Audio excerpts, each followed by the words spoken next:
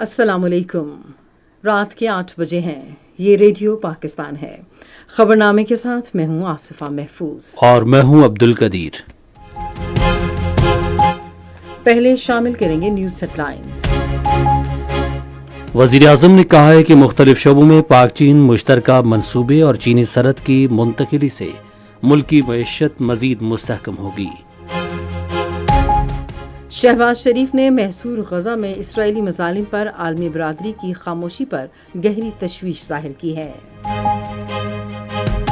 نائب وزیر اعظم نے ملک میں براہ راست سرمایہ کاری راغب کرنے کے لیے خصوصی سرمایہ کاری سہولت کونسل کے کردار کو سراہا ہے۔ وزیر خزانہ نے کہا ہے کہ اقتصادی استحکام کے حصول کے لیے تمام شعبوں میں ادارہ جاتی اصلاحات، نجکاری اور برآمدی ترقی ناگزیر ہے۔ پاکستان اور ایتھوپیا نے تجارت، تعلیم اور دوسرے شعبوں میں تعاون کے نئے امکانات تلاش کرنے پر اتفاق کیا ہے۔ وزیر اطلاعات نے کہا ہے کہ توانائی کے شعبے میں اصلاحات کے تحت بجلی کی تقسیم کار کمپنیوں کی نجکاری کا عمل شروع کر دیا گیا ہے۔ پاکستان ریلوے نے ہر کلاس کی مسافر ٹرینوں کے کرائے کم کر دیے ہیں۔ دفتر خارجہ نے کہا ہے کہ افغانستان میں فتنہ الخوارج سمیت دہشت گرد گروپوں کے ٹھکانوں کے بارے میں اقوام متحدہ کی سلامتی کونسل کی رپورٹ نے پاکستان کے موقف کی توثیق کر دی ہے۔ بھارت کے غیر قانونی زیر قبضہ جموں کشمیر میں قابض فوج نے گزشتہ ماہ ریاستی دہشت گردی کی جاری کارروائیوں میں 20 کشمیریوں کو شہید کر دیا۔ اقوام متحدہ کی سلامتی کونسل نے مشرق وسطیٰ میں بڑے تنازع سے بچنے کے لیے سفارتی کوششیں تیز کرنے پر زور دیا ہے۔ پیرس اولمپکس میں تمغوں کی فہرست میں چین سونے کے 11 تمغوں کے ساتھ سر فہرست ہے، جبکہ فرانس اور جاپان سونے کے 8 تمغوں کے ساتھ دوسرے نمبر پر ہیں۔ ہنگامی امدادی ادارے نے رواں ہفتے کے دوران شدید بارشوں کے پیش نظر ملک کے مختلف حصوں میں شدید سیلابی صورتحال کے خطرے کا انتباہ جاری کیا ہے۔ اور اب خبروں کی تفصیل کے لیے پہلے عبد القدیر۔ وزیر اعظم شہباز شریف نے کہا ہے کہ پاکستان اور چین کے درمیان کان کنی اور معدنیات، انفارمیشن ٹیکنالوجی، برآمدی اور صنعتی زونز اور چین سے صنعت کی منتقلی سمیت مختلف شعبوں میں مشترکہ منصوبوں سے پاکستان کی معیشت کو مزید مضبوط بنانے میں مدد ملے گی۔ انہوں نے یہ بات آج اسلام آباد میں چین کے اعلیٰ سطح کے ایک وفد سے ملاقات میں کہی۔ شہباز شریف نے کہا کہ پاکستان اور چین کے درمیان بڑھتے ہوئے تعاون سے سرمایہ کاری، صنعت، زراعت، خصوصی اقتصادی زونز اور زرعی شعبوں سے متعلق دو طرفہ انتظامات کو مضبوط بنانے میں مدد ملے گی۔ انہوں نے کہا کہ پاکستان اپنی زرعی برآمدات کو چینی منڈی کی ضروریات کے مطابق مزید مسابقتی اور معیاری بنا کر بڑھا سکتا ہے۔ وزیر اعظم نے وفد کو وفاقی کابینہ کی جانب سے چینی شہریوں کے لیے ویزا پالیسی ویزا فیس ختم کرنے کے فیصلے کے بارے میں بتایا، جس کا اطلاق اس ماہ کی 14 تاریخ سے ہوگا۔ انہوں نے چند ماہ قبل بشام میں چینی باشندوں کی ہلاکتوں پر افسوس کا اظہار کرتے ہوئے پاکستان میں چینی شہریوں کو مکمل سیکیورٹی فراہم کرنے کی یقین دہانی کرائی۔ وزیر اعظم شہباز شریف سے چین کے 12 رکنی وفد نے وانگ فوکانگ کی سربراہی میں آج اسلام آباد میں ملاقات کی۔ وزیر اعظم کے چین کے حالیہ دورے کے بعد چینی وفد پاکستان کے ساتھ مختلف شعبوں میں تعاون اور شراکت داری کے لیے پاکستان کا دورہ کر رہا ہے۔ یہ وفد پاکستان میں چینی سرمایہ کاری، چین پاکستان اقتصادی راہداری کے دوسرے مرحلے میں پاکستان کے ساتھ تعاون اور شراکت داری اور پاکستانی برآمدات میں اضافے کے حوالے سے اپنی سفارشات پیش کرے گا۔ وفد پاکستان اور چین کے درمیان انفارمیشن ٹیکنالوجی، زراعت، صنعت، سرمایہ کاری، توانائی، معدنیات اور کانوں، خصوصاً اقتصادی مراکز اور مواصلاتی شعبوں میں تعاون بڑھانے کے حوالے سے بھی اپنی تجاویز پیش کرے گا۔ وزیر اعظم نے وفد کا والہانہ استقبال کیا اور خصوصاً چین کے صدر شی جن پنگ اور نائب وزیر اعظم لی کیچانگ کا شکریہ ادا کیا۔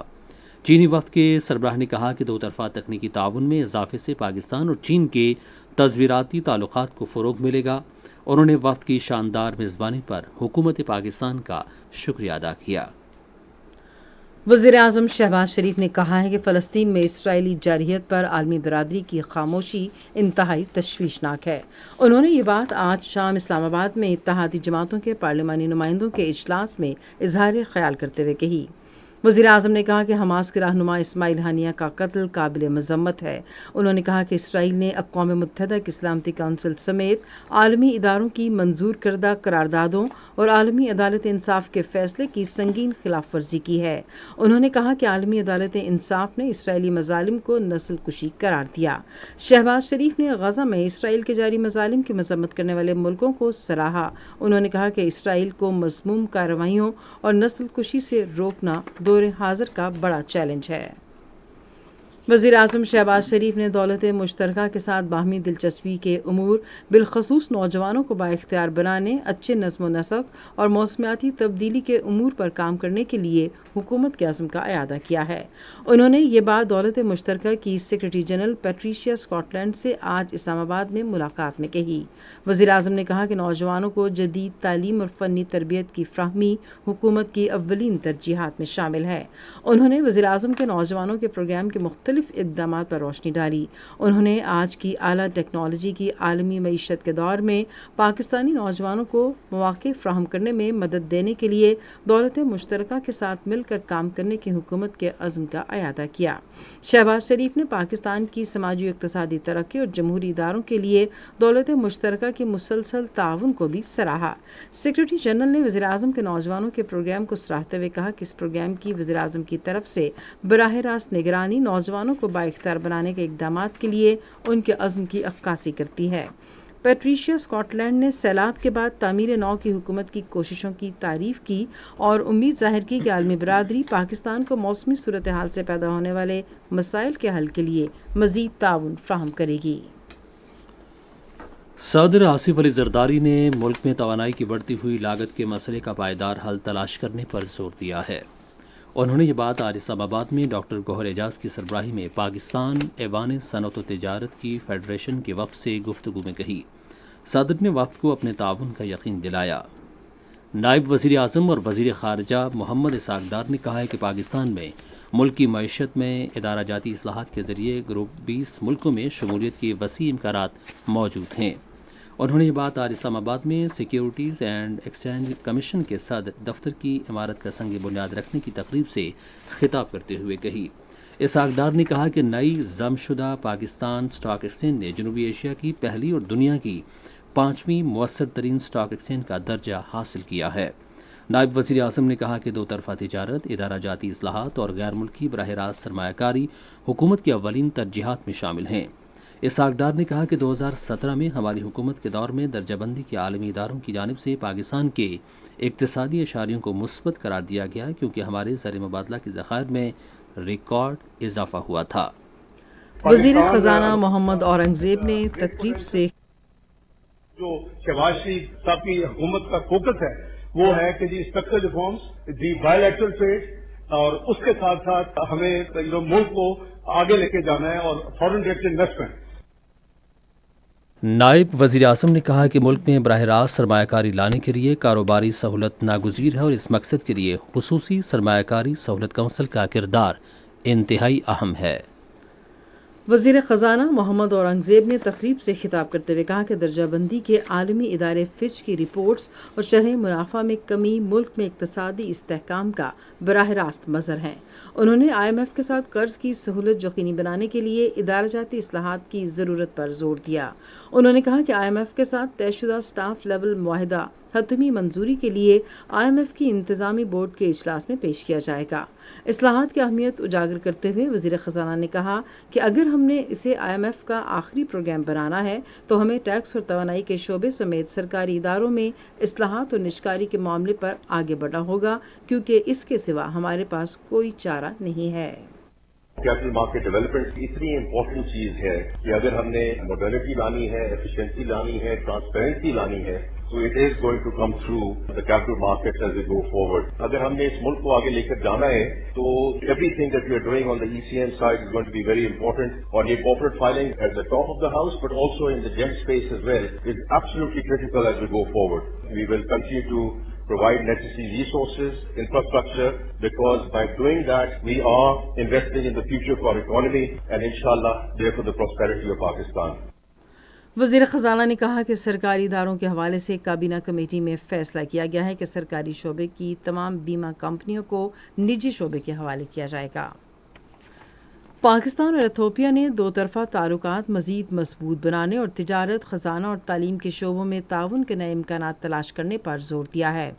یہ اتفاق رائے پاکستان میں ایتھوپیا کے سفیر جمال بکر عبداللہ اور وزیر خزانہ محمد اورنگزیب کے درمیان آج اسلام آباد میں ملاقات کے دوران ہوا۔ وزیر خزانہ نے پاکستان میں جاری اقتصادی اصلاحات کا جائزہ پیش کیا۔ انہوں نے زر مبادلہ کے ذخائر میں بہتری، سرکاری اداروں میں اصلاحات اور توانائی کے شعبے میں ہونے والی پیش رفت کو اجاگر کیا۔ وزیر خزانہ نے کہا کہ ملک کی اقتصادی صورتحال میں بہتری آئی ہے اور اب حکومت پائیدار معاشی استحکام کے لیے کوشاں ہے۔ انہوں نے کہا کہ حکومت کے اقتصادی فیصلوں کی بدولت درجہ بندی کے عالمی اداروں نے معاشی استحکام کا اعتراف کرنا شروع کر دیا ہے۔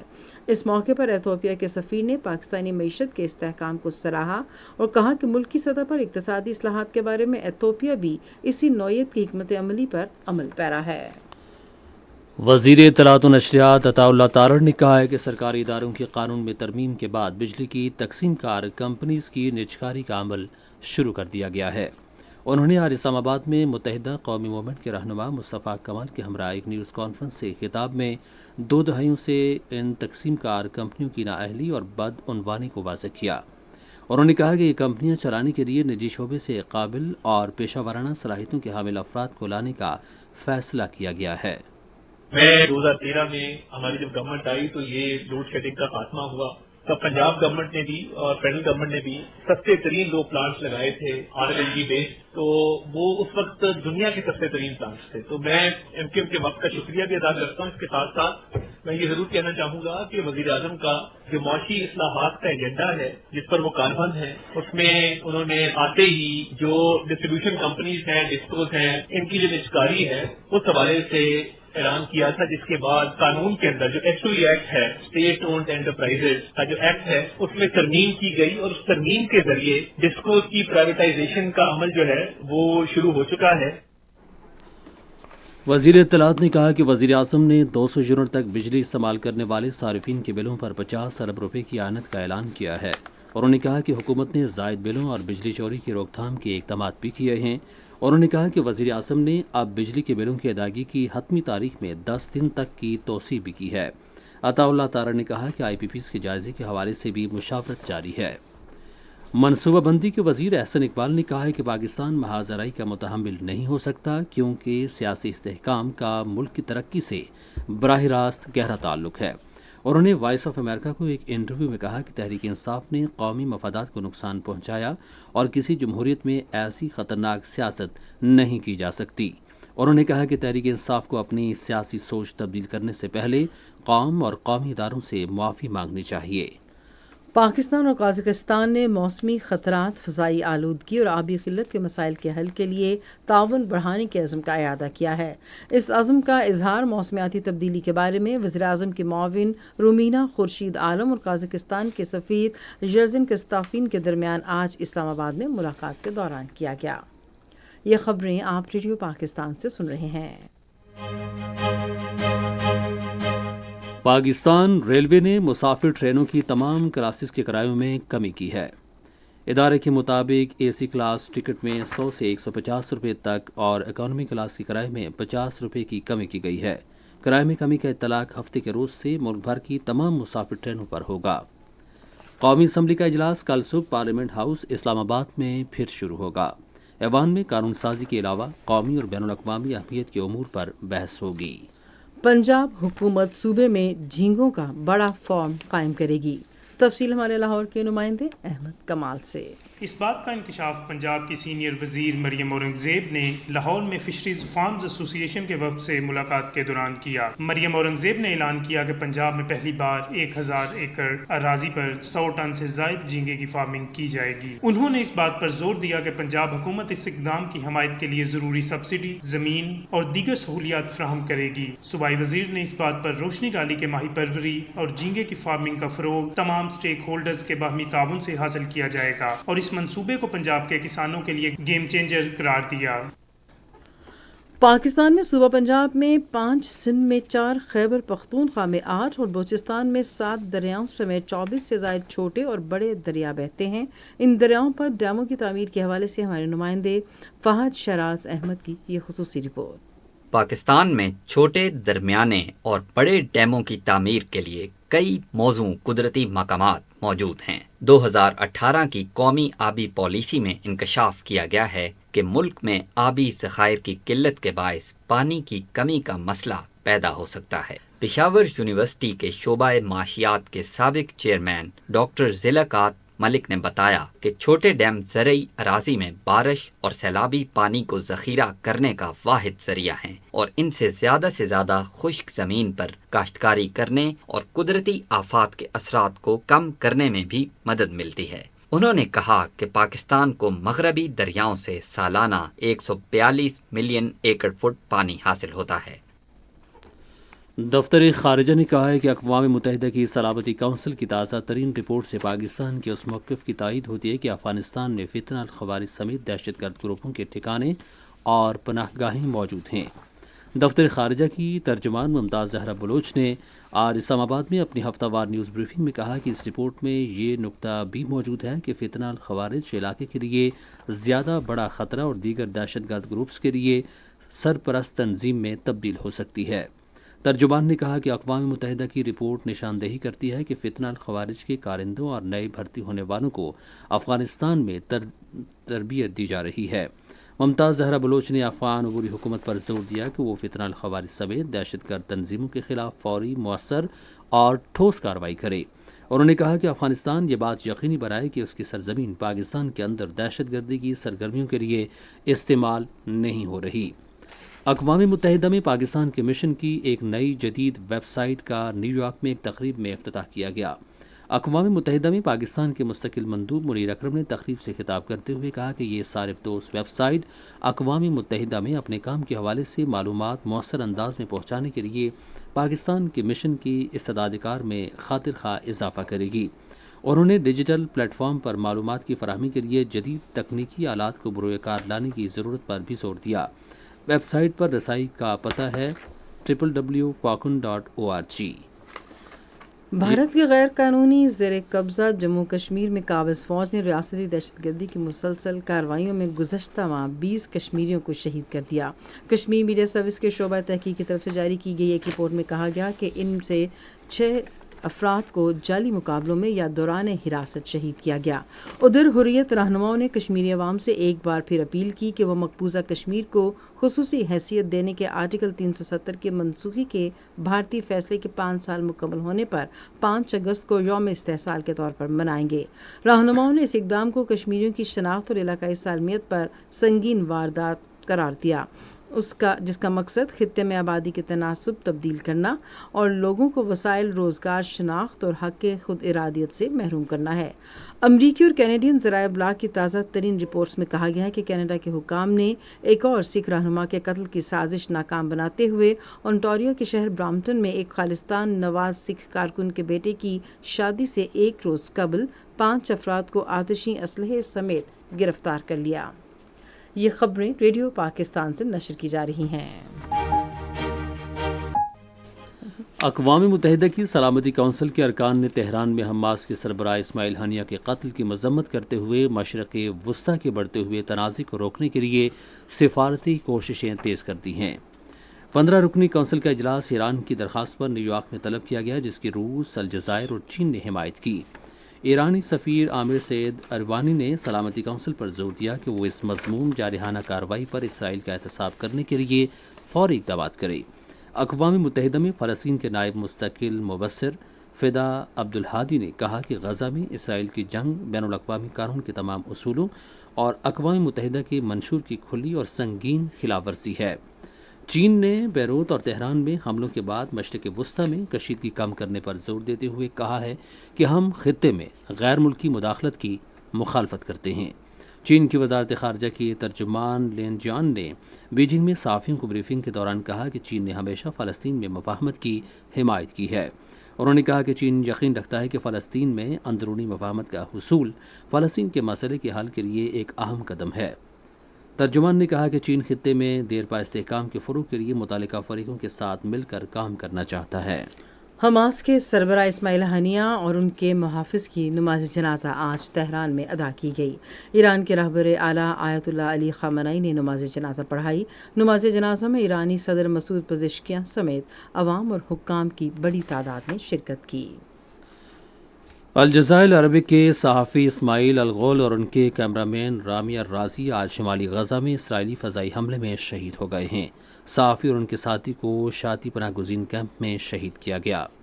متحدہ عرب امارات نے رہائش کے اجازت ناموں کی مدت ختم ہونے والے افراد کو 2 ماہ کا اضافی وقت دینے کا اعلان کیا ہے کہ وہ ملک چھوڑ جائیں یا جرمانوں کے بغیر اپنے ویزے کی حیثیت تبدیل کرا لیں۔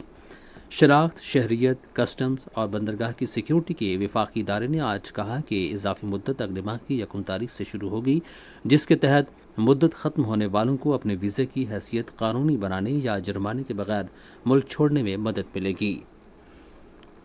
اور اب شامل کرتے ہیں کھیلوں کے حوالے سے خبریں۔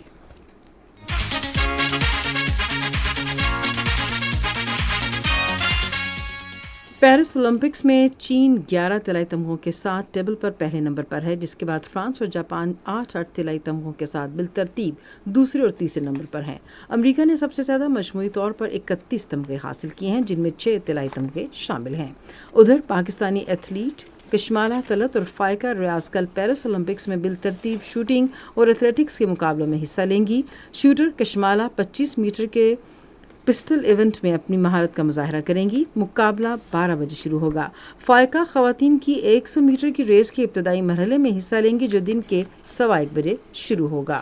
پاکستان کے وسیم کھتری سے امریکہ کی ریاست نیو میکسیکو میں ورلڈ کپ اسکریبل چیمپئن شپ میں تیسری پوزیشن حاصل کی ہے۔ پاکستان اسکریبل ایسوسی ایشن کے ڈائریکٹر طارق پرویز کے مطابق وسیم نے، جو ایک بہترین کھلاڑی ہیں، کئی عالمی چیمپئنز کے ساتھ مقابلہ کیا، تاہم انہوں نے اپنی بہترین حکمت عملی اور کارکردگی سے سب کو متاثر کیا۔ اور اب شامل کرتے ہیں کاروباری دنیا کا احوال۔ صارفین کی قیمتوں کا حساس اشاریہ گزشتہ ماہ کم ہو کر 11.1% پر آ گیا ہے، جو رواں سال جون میں 12.6 ریکارڈ کیا گیا تھا۔ ادارہ شماریات کی جاری کردہ اعداد و شمار کے مطابق گزشتہ سال کی اسی ماہ قیمتوں کا یہ اشاریہ 28.3 پر ریکارڈ کیا گیا تھا۔ پاکستان اسٹاک ایکسچینج میں آج مندی کا رجحان دیکھا گیا کہ ایس ای 100 انڈیکس 146 پوائنٹس کی کمی کے بعد مارکیٹ کے اختتام پر 77,740 پوائنٹس پر بند ہوا۔ مجموعی تجارتی حجم 278 ملین سے زائد حصص ریکارڈ کیا گیا، جبکہ کل 382 ملین سے زائد حصص کا لین دین ہوا تھا۔ آج مجموعی طور پر 433 کمپنیز کے حصص کا لین دین ہوا، جس میں سے 172 کمپنیز کے حصص کی قیمتوں میں اضافہ، 198 میں کمی، جبکہ 63 کمپنیز کے حصص کی قیمتوں میں استحکام دیکھا گیا۔ نیشنل بینک کے اعلان کے مطابق روپے اور دیگر غیر ملکی کرنسیوں کے درمیان شرح تبادلہ یہ رہی: امریکی ڈالر 278 روپے 65 پیسے قیمت خرید، جبکہ قیمت فروخت 289 روپے 15 پیسے، پاؤنڈ اسٹرلنگ 356 روپے 84 پیسے 357 روپے 48 پیسے، سعودی ریال 74 روپے 26 پیسے 74 روپے 39 پیسے اور یو اے ای درہم قیمت خرید 76 روپے 38 پیسے، جبکہ قیمت فروخت 76 روپے 51 پیسے۔ یہ تھیں تجارتی خبریں۔ اور اب شامل کریں گے فن کی دنیا سے خبریں۔ آج اسلام آباد آرٹ گیلری F9 پارک میں ہنر کدا میں بچوں کی ایک آرٹ ورک شاپ ختم ہوئی، جس میں بچوں کی مختلف نوعیت کے فن پاروں کی نمائش کی گئی۔ یہ ورک شاپ 6 ہفتے تک جاری رہی۔ ورک شاپ سے بچوں کو ڈرائنگ، مصوری، مجسمہ سازی اور مکسڈ میڈیا سمیت اپنی فنی صلاحیتوں کے بھرپور اظہار کا موقع ملا۔ اور اب شامل کریں گے سائنس کی دنیا کا احوال۔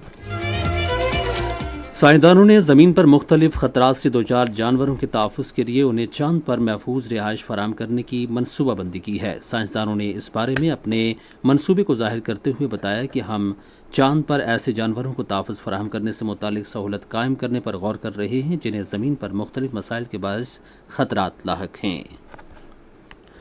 اور اب موسم کے حوالے سے خبریں۔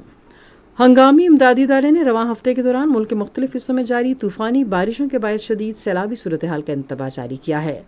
مانسون بارشوں کا ایک سلسلہ کل سے بحیرہ عرب اور خلیج بنگال سے ملک کے بالائی اور پھر وسطی اور جنوبی حصوں میں داخل ہوگا۔ اس سلسلے کے زیر اثر ملک کے اکثر علاقوں میں گرج چمک کے ساتھ بارش کا امکان ہے۔ ہنگامی امدادی ادارے نے بروقت انتباہ عوام کی رہنمائی کے لیے پاک NDMA ڈیزاسٹر الرٹ کے نام سے موبائل اپلیکیشن جاری کی ہے جو گوگل پلے اسٹور اور iOS ایپ پر دستیاب ہوگی۔ لاہور میں آج 44 سال کے بعد 337 ملی میٹر بارش ریکارڈ ہوئی۔ اس حوالے سے رپورٹ سنتے ہیں سجاد پرویز سے۔ لاہور شہر میں موسم برسات کے دوران آج علیل صبح تقریباً 4 بجے کے بعد شروع ہونے والی بارش نے گزشتہ 44 برس کا ریکارڈ توڑ دیا اور لاہور میں سب سے زیادہ 337 ملی میٹر بارش ہوائی اڈے کے اطراف میں ریکارڈ کی گئی۔ تاہم اس وقت بارش کا سلسلہ تھم چکا ہے۔ قدرتی آفات سے نمٹنے کے لیے قائم صوبائی ادارے PDMA کے مطابق گزشتہ 12 گھنٹے کے دوران بارشوں کے باعث کم از کم 3 افراد ہلاک اور 15 زخمی ہوئے ہیں۔ موسلادھار بارش کے باعث نشیبی علاقے زیر آب آ گئے۔ بارش سے انڈر پاسز پر پانی جمع ہو گیا جس سے ٹریفک کی آمد و رفت معطل ہو گئی۔ لاہور میں آج ایمرجنسی نافذ کر دی گئی تھی اور مختلف علاقوں میں بجلی کی فراہمی بھی معطل رہی جو آہستہ آہستہ بحال ہونا شروع ہو گئی۔ تاہم وزیر اعلیٰ پنجاب مریم نواز شریف کی ہدایات اور نگرانی کے باعث پہلی مرتبہ لاہور کے تمام نشیبی علاقوں، انڈر پاسز، اہم شاہراہ، دیگر علاقوں سے واسا، LGA، LWMC اور ضلع انتظامیہ کی بروقت کارروائی سے نکاسی آب کو فوری ممکن بنایا گیا۔ وزیر اعلیٰ پنجاب نے اراکین پنجاب اسمبلی کو اپنے متعلقہ علاقوں میں نکاسی آب آپریشن کی نگرانی کی ہدایت کی ہے۔ خیبر پختونخوا میں بارشوں کے باعث 24 قیمتی جانوں کا ضیاع ہوا۔ مزید تفصیل ہمارے پشاور کے نمائندے فلک نیاز سے۔